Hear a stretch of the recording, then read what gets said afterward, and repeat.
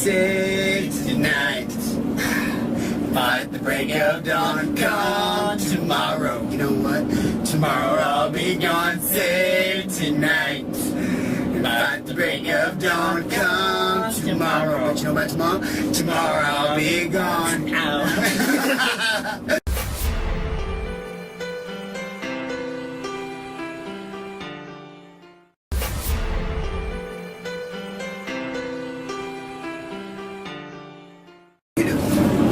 Welcome back to the Midnight 30 podcast. I think we're episode 18. I'm not quite sure, but I'll edit it. Yeah, figure out what it is. And I'm one of your hosts, Jeremic. And I am Langel.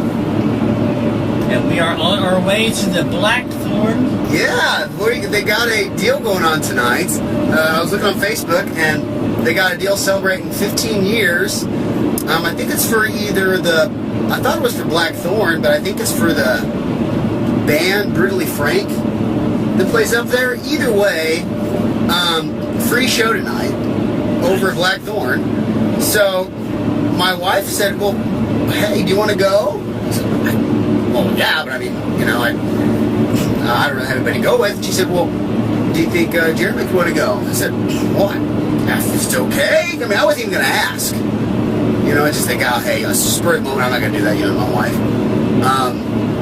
And so, texted you, and it's a go. Yeah, originally we were going to do this Monday, but, you know, I mean, this probably won't come out for 4 or 5 days later. Sure. But it was earlier than usual. Yeah, so, anyways, this is nice. So we're just going to go, and I'm excited to see this band. I mean, we haven't seen a band in a long time. Last one we saw was Dance. Yeah. And that was when I made that in-talk video. Oh, yeah. I even sent it to the band members of it, and they're like, I think it was that chick we talked to, because she was... The drummer? Yeah, because the person's like, oh my god, that's hilarious, what game is this? Yeah. And I was like, it's bloody pixel action, I like it. They were really cool people. Where were they from? Texas? Georgia, I believe. Oh, Georgia. Okay. Yeah, my wife has that t-shirt. Oh. She wears that t-shirt, she likes it. That's a good CD. I had it, I left it accidentally in my car that I saw. Oh, man. I liked the one when they played with the bottles. Remember that song? They just had the wine bottles up there. Do you remember that? Like, yeah. I thought that was really neat, very creative. And they had a Modest Mouse sounding. Yeah, but it was a little harder than Modest Mouse, and I don't like Modest Mouse. And I liked them, I thought it was pretty good. So, I've got some stories for you. Let's hear it. Okay, alright, first one. Okay, alright, first one I get, oh man, I want to read so much, but I can't. I get a message saying that this person is hurting really bad, and I keep on getting message after message after message of just incoherent stuff about this person being hurt, their leg being hurt, how they had a stroke, how they have cancer, that they have a stroke and have cancer all on the same day. And their leg is, somebody's wrong with their leg. Anyways, then I get all this stuff. I mean, it's like, I'd say 100-word message every 5 minutes, and I get 4 of them in a row, and they're all different, and they're all directly to me. And then at the end, it says, I'm not doing good at all, and it's actually not wrote that well. It's actually like, I do not good, no do good at all, and then has every single sad, crying face emoji at the end. Not emotion and ever. So I told my wife, I was like, look, I didn't know there was this many emojis that had that. Every single one. Every single one. Whole list.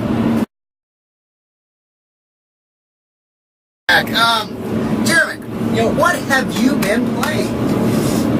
I've been playing Beany Bopper for the Atari 2600. What is it? Beany Bopper. Beany Bopper. What's Beany Bopper? It's shoot 'em up style game. Only you're like this little eyeball who's going around shooting stuff. That's just one of the several games we played in there. I played the Texas Chainsaw Massacre on the Atari. Whoa. Is that the one where you're going... is it where the way you like jump out of the trees and get you? Yeah, the trees will stop you if you like run into them. You are the killer in this game. Oh, no, I don't know this one. I'm thinking of the old Jason one. Oh, yeah, that one I have too. I've been trying to record that, but my computer... omitted it without telling people. Well, I did a best in Bully and the Warriors. Classic Rockstar games. Yeah. PS2, which we played a little bit of those back in the day with Bully. Bully, yeah. I remember us staying up late and playing Bully. Yeah. I remember that. I like it so far, but the thing is, that PS2 I bought from vintage stock, I can play it for about 20 minutes, and all of a sudden I'll hear this high-pitched whirring noise coming from the PlayStation 2. You need some canned air to blow it out with some dust. I'm wondering if that was the reason it was for sale, because of that. Does it play okay after that? Oh, it plays fine. It just makes that noise. Weird. I repositioned it to try to lessen it a little bit, but it still doesn't. So I'm thinking, what if I wrap the towel around it? Well, I know my PS4, that fan, and I put a bigger hard drive in it, so it makes the fan work harder. I mean, I'll play some games, and, you know, that fan will kick on. You know, so I'm like, okay, it means it just cooled it off, and, you know, it's just, it's part of the console cycle. The older the systems, the louder it is. It's just part of, like, my PlayStation 4, it sounds like a jet engine sometimes. But, you know, it depends on the game, and then I'll get canned air and blow it out, you know, it's fine. Well, I'm thinking I would have been better off spending the extra money to get the original FAT system. You think so? The PS2, yeah, because you remember back in the day we used to set that thing on the side and just... Yeah, everybody did the side. I never did the side stuff. Never did. I was too afraid of falling. Well, I always had it stacked up against the game. Yeah. Oh, that's smart. Yeah, because I'm paranoid about my stuff. That's why I put all my games back in the boxes when I'm done playing them. Oh, yeah. Because I'm like... You have to. Yeah. I don't know, I'm a... I'm like that. No, I'm the same way. I have to have it all be nice and tidy. Yeah, I value my my old consoles. Yeah, I value just stuff I buy. It's like, oh, this is mine. I bought it. I'm going to take care of it. Well, you know, a can.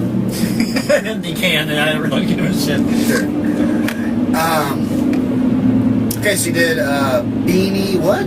Beany Bopper. Beany Bopper. What else? The original Texas Chainsaw Massacre. I played a little bit of that.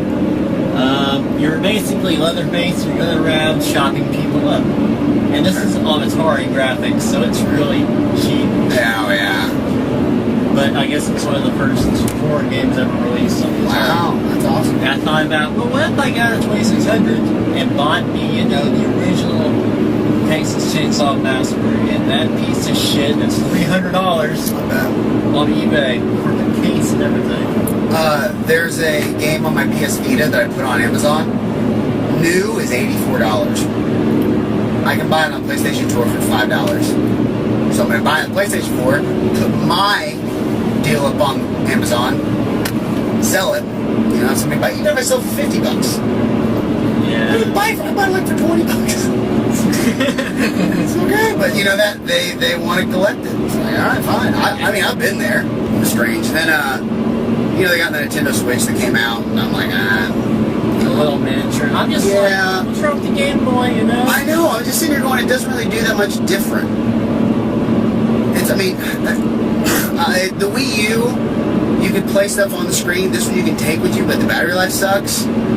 So I'm sitting here just, okay, just play it on. So it's a new Nintendo console, has better graphics, okay. Still not as good as the Xbox One or the PS4. They're just, I don't know. I mean, I'll get one eventually, I'm sure, whenever they drop down in price, like huge, and I'll buy one super cheap. But it's just a marketing stunt, you know. They come out with a new system every few years, new games, they do that for a while, and then they come out with another one, and they're like, oh, the other one's collectible now, so, you know. Yeah.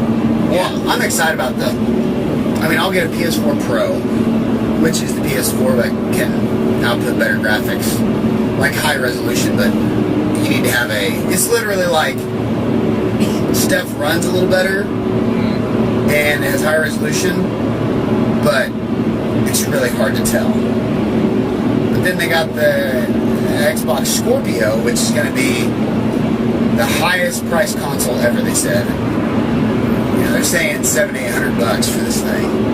So I'm sitting here going, okay, well, I don't want to see how much better it is, you know, for that. So, you know, but there's a lot of cool stuff I'm excited about, but I'm going to get a new TV before I get that stuff. And so it's nice, all the TVs that are going to be playing for it, they're going to start going down in price because a lot of people are in the same boat as me. We're like, well, yeah, but I need a new TV, so I'm going to wait to get a new TV and then find a good deal on TV. They don't get that stuff, so it's going to fall in real nice with pricing and everything, which I'm excited about. But it gets, I don't know, sometimes just going to sit here going, all right, is it worth it? I don't know. No. You don't know until you try it, right? No, yeah. I just look at reviews online and people saying, yeah, it's good. No, don't waste your money. Watch actual, like, gameplay from it. Yeah. There's this guy that I watch on, we want to mention him, he's a Game Rank. And he has a show that all of his stuff he does try before you buy. And he just plays games. And he says, hey, here's what it is, try before you buy. I'm going to show you me playing the video and talk about it. And you just make your own decision. And it's really good. He's awesome. Like, he bought some stuff, and he says, hey, here, should you do it? And there's some stuff he's like, yeah, you totally shouldn't. Some stuff he goes, no, you shouldn't get this. It's not good. Save your money. So I appreciate he's real honest. All right, so hi, Jeremy. How you doing? I'm pretty good. How you doing? I'm doing good. All right, so this is my turn now from what I've been doing. I honestly, I want to tell you that I saved this just for the recording. I love that you had a segment that went all the way to the Joplin Mow, and then I get a segment on the way back home. I think that's awesome. Yeah. I think that's really, really cool. I like that. I like the fact you had so much to talk about, because you play a lot of old school stuff. Oh, yeah. Okay. And I don't. I just think that was awesome. I love the fact that I really enjoyed hearing your stuff. Alright, so I've been playing, I just beat Homefront Revolution, which is a open world game where the North Korea has overtaken America. Do you not want to play that? Oh, it's great.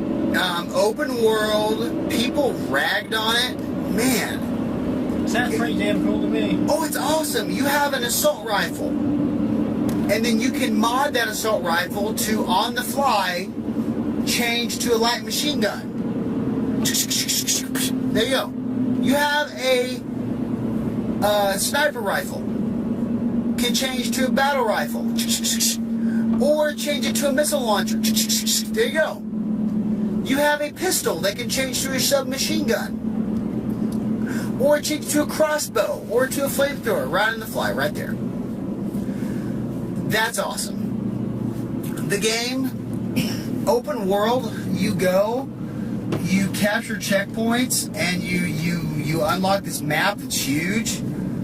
The story, you're this revolution that's want to take back, America.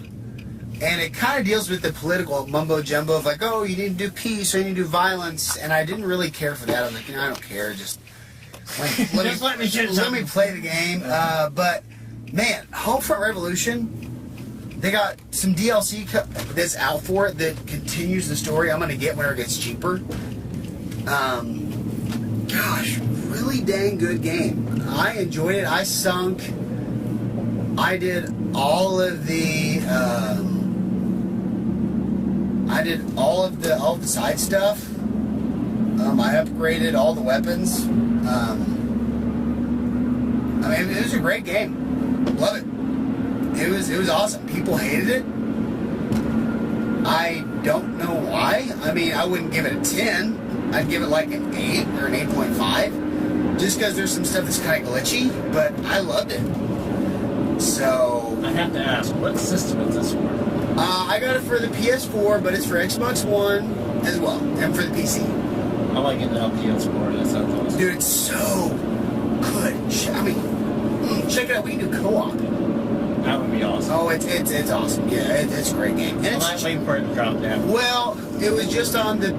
I wish I would have got it on the PS4 digital store because it came with the expansion pack for $16, and I bought the game for like $16 without the expansion pack. So I'll probably spend $10 to $16 for the expansion pack. So it was a really good deal on the PlayStation Store. So yeah, check it out. Homefront Revolution was awesome. Yeah, if you play it, oh my gosh, let me know. We'll co-op. It's so much fun. Next game that I'm cracking away at, still cracking away at The Witcher 3. Great game. I'm going to beat that sucker. It's going to take me a long time, but I'm going to beat it. I'm playing Recore on Xbox One. Big open world. You're this girl who's got this gun, you've got this robot, and you can upgrade him and you can get other robots. Simple, fun game. I'm liking that. So, I've been playing that. I've been playing my PlayStation Vita, which is handheld from PlayStation. Been playing a little bit of that. Nothing really. I played Unit 13, which is a military shooter, third-person action. It's missions that are anywhere from 10 to 15 minutes long. Not that big, but there's no checkpoints. So if you die right at the end, you have to play 15 minutes all the way through again. Oh, that sucks. That's that like sucks. NES style. Oh, that sucks. Yeah, it's bad. So the game's good, but I'll play it, and it wears on me really quick. So, for obvious reason. Been playing that. I'll probably beat the next game I beat will probably be Recore. Unless there's some other new games that come out that are really cheap. I mean, there's some new games that came out just recently. I mean, there's the Horizon Zero Dawn, Mass Effect Andromeda. Oh, quick question. Yeah. Have you tried Overwatch? Oh, yeah, I play that all the time. Is it good? Yeah. Okay, because I've been debating on waiting until it drops down to about 20. Yeah. It's just multiplayer, but oh yeah, I play it. I mean, at least once or twice a week. That, and I think Tracer is hot, so. That game is great. You and I should. You get that game. You and I will play together. We'll play online. Get on a team together. Jeremy, that'd be awesome. I think I might mess into it when it drops out a little bit more. Dude, maybe. Oh man, I would love that. You get a headset on. It could be so much fun. That'll be a blast. I think you allow that. Yeah. Oh, it's so much fun. So anyways, yeah, love that game. Let's see. Played some Call of Duty Infinite Warfare multiplayer. It's Call of Duty multiplayer. It's fine. It's good. Is it the same thing, though? It's the same thing, man. Is that what they're doing over and over again? Yeah. Call of Duty Infinite Warfare was good. I liked the multiplayer on that. I hated the multiplayer on Black Ops 3. But have you played the World at War? Oh, yeah. I think that's the one I prestiged it once or almost twice. Black Ops 1 or 2 I prestiged. I don't play a lot of multiplayer, but I mean, there's some I do. I'll do Overwatch. Overwatch and Titanfall 2 I do a lot. And Titanfall. So I play a bit of that, but Homefront was what I was cracking away at. And I blazed through that. I just love that game. That was so much fun. Then I have been reading a whole lot. I finished Pride, Prejudice, and Zombies, the end of the trilogy, which is Dreadfully After. Dreadfully. Yep. The main character, Darcy, which is the husband of Elizabeth Darcy, he gets bit by a zombie. And so... Spoiler alert. Yeah, well, that's in the first 10 pages. Oh. And it's actually in the back. It's actually not even in the first 10 pages. You can read the back of the book and it says it. Oh, okay. But yeah, thank you for putting that in there. Read that. Pretty good. I still like Dawn of the Dreadfuls the most, which is the first one. The second one was bad, which is the original. And the third one, pretty good. I gave 4 out of 5. Then I read Clive Barker's Lord of Illusions. No, The Last Illusionist. What you think? Well, let me bring it up. Okay, so I read the book, The Last Illusionist. The Last Illusion. God, I think it's The Last Illusion. And in this, I read a special Forward? edition where it had Chris Angel, the magician, that talked about Clive Barker in it, which Clive Barker just invited him over to his house and said, "Hey, I wish that you were around. I would have had you star in the Last Illusion movie, in the Lord of Illusion movie." That was all right. Then there was a interview that was terribly terribly written, however you want to say, by this couple that writes about Clive Barker stuff. That was confusing. The writing was just terrible because you didn't know who was talking, and okay, here's Clive talking, but it went through how Harry D'Amour, the character of Harry D'Amour, the Last Illusion, and he's a big character in Clive Barker's fiction. He's in The Thief of Always, Scarlet Gospels, Lord of Illusions, a lot of them. He's in the Books of Blood. Went on to how Clive Barker had this huge trilogy in mind for this character, Harry D'Amour. And he talked about Clive really loves the noir mystery stuff. He loves that genre. I do like that genre. Yeah, so it's kind of cool. It's like, okay, cool. I like that part, but man, not good writing. It just was not good. Then there was, at the end of the interviews, two Satanists. One was making the argument for Satanism, which is stupid to make an argument for Satanism in a Clive Barker book. And then there was another one where he was a Satanist talking about how he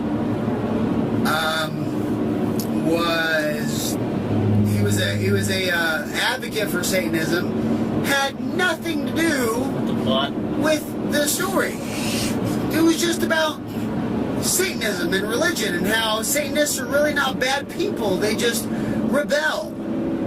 And then the last part, there was a third one, and the last one was I think he's related to Todd McFarlane. It was something McFarlane. He's a special effects guy. He talked about how he got to work on the movie Lord of Illusions. That was fun to read. So, after that,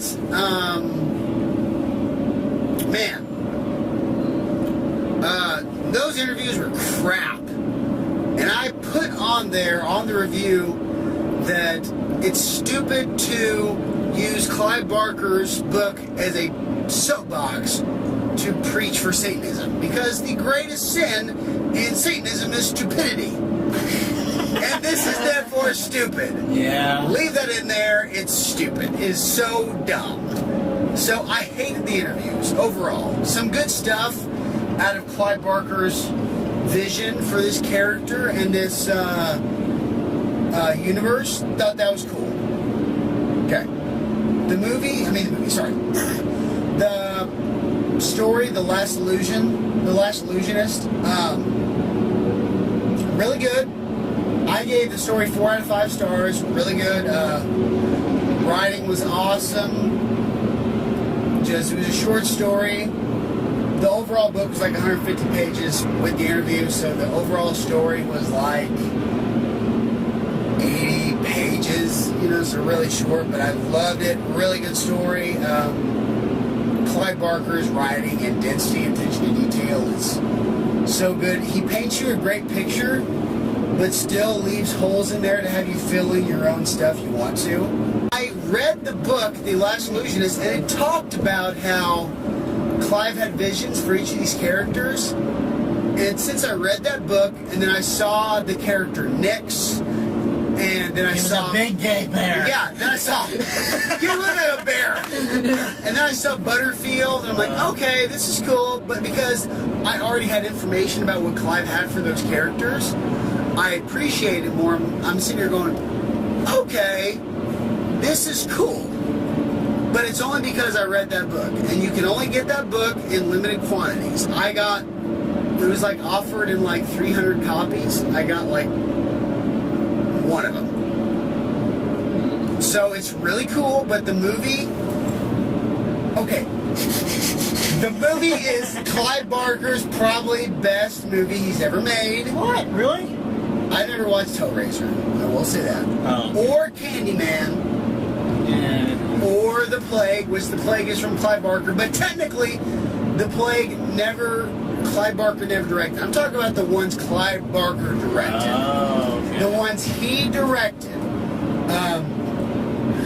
I never watched all of Candyman. I never watched Sleepwalkers. Damn, I need to watch that. Yes, Twist. Okay, that's Stephen King and Clive Barker. Yeah, right? they're working together. Oh, it's awesome. So, anyways, Lord of Illusion, Scott Bakula. He's the one where we travel back in time. So we were kids, we watched it all the time. Quantum Leap. Yeah. He was in that. Okay, so that was cool. I mean, the movie's bad. I mean, it's just bad. Yeah, I mean, it's sort of like, I think that's what gives it the charm, like the Fifth Element kind of thing. Oh, I love Fifth Element. I mean, it has the Manson family type vibe, which Yeah. is awesome. Yeah, and the part where they're like worshiping him, it's going here going, this is bad acting. So, bad acting, terrible.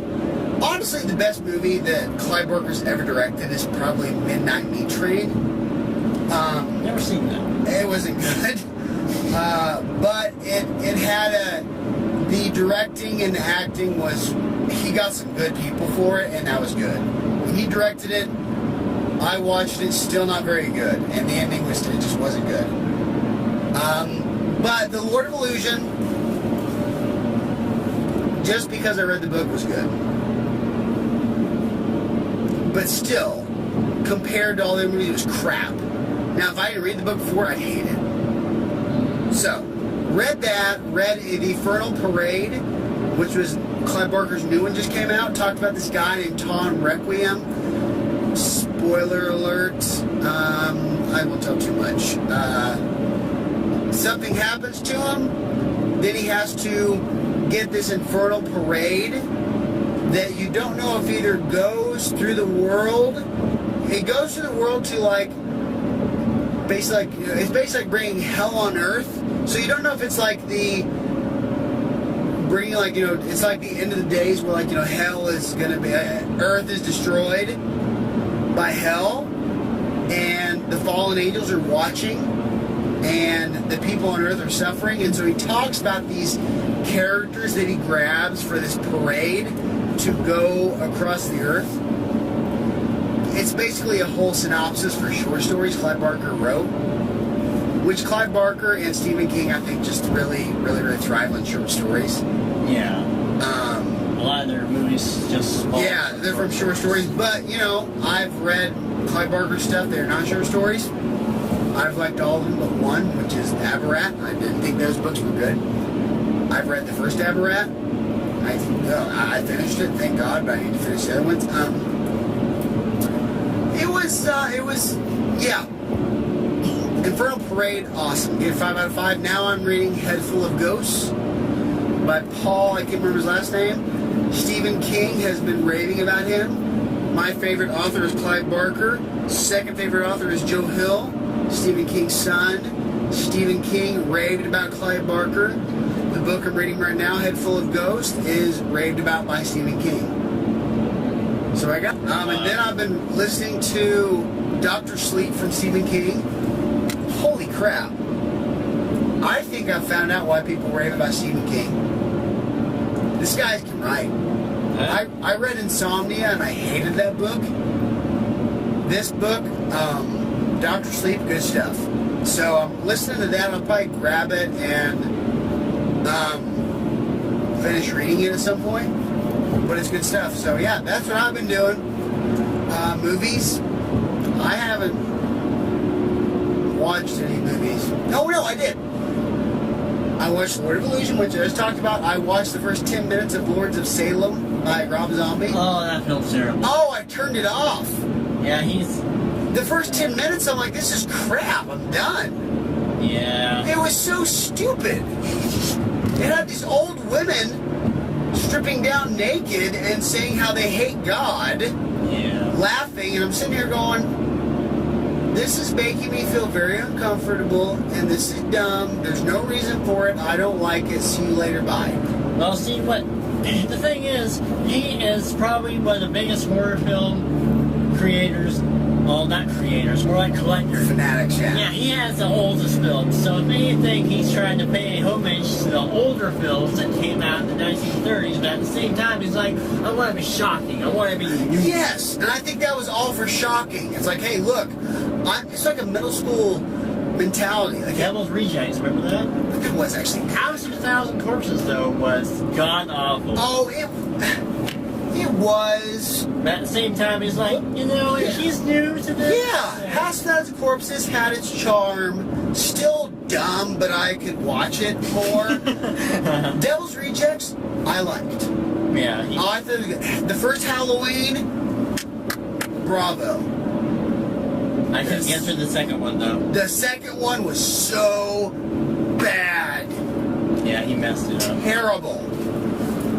And they had a time crunch where they just kind of shifted out. Yeah, they turned Michael Myers into Jason. Yeah, and then at the end it's like his sister. Spoiler. It's like, oh, she's it. Like, that's stupid. Yeah, so yeah, I did not like the second Halloween. But anyways, yeah. So I'll be reading Head Full of Ghosts. I've just been reading a whole lot. All home and reading tonight. So anyways, we're almost home. What do you want to sing? Ooh, that's a good question. What was it we were talking about? We're going to have to just do it on the fly right now. Because First we mentioned the Event Horizon. Yeah, we can't do that one. No, do you want to do Eagle Eye Cherry? Yes, let's do it. Alright. Okay, we're trying to because this was a full night. Yeah, we had a lot going on. It was. Okay, and we're getting home here at a pretty good time. Alright, okay. Eagle Eye Cherry, ready? Wishing you the chorus. Do you save tonight? Yeah, we'll do that. Save tonight. Fight the break of dawn, come tomorrow. You know what? Tomorrow I'll be gone. Save tonight. Fight the break of dawn, come tomorrow. But you know about tomorrow? Tomorrow I'll be gone. Oh, it's good. Yeah. I liked how at the beginning of the previous episode you had our singing at the beginning. I did? Yeah, you did. I remember me editing it. It was funny. I thought it was creepy. Alright, and this concludes our final broadcast today. I'm Jeremy. And I am Langel. We'll see you guys later. Midnight 30 Podcast signing off. Peace.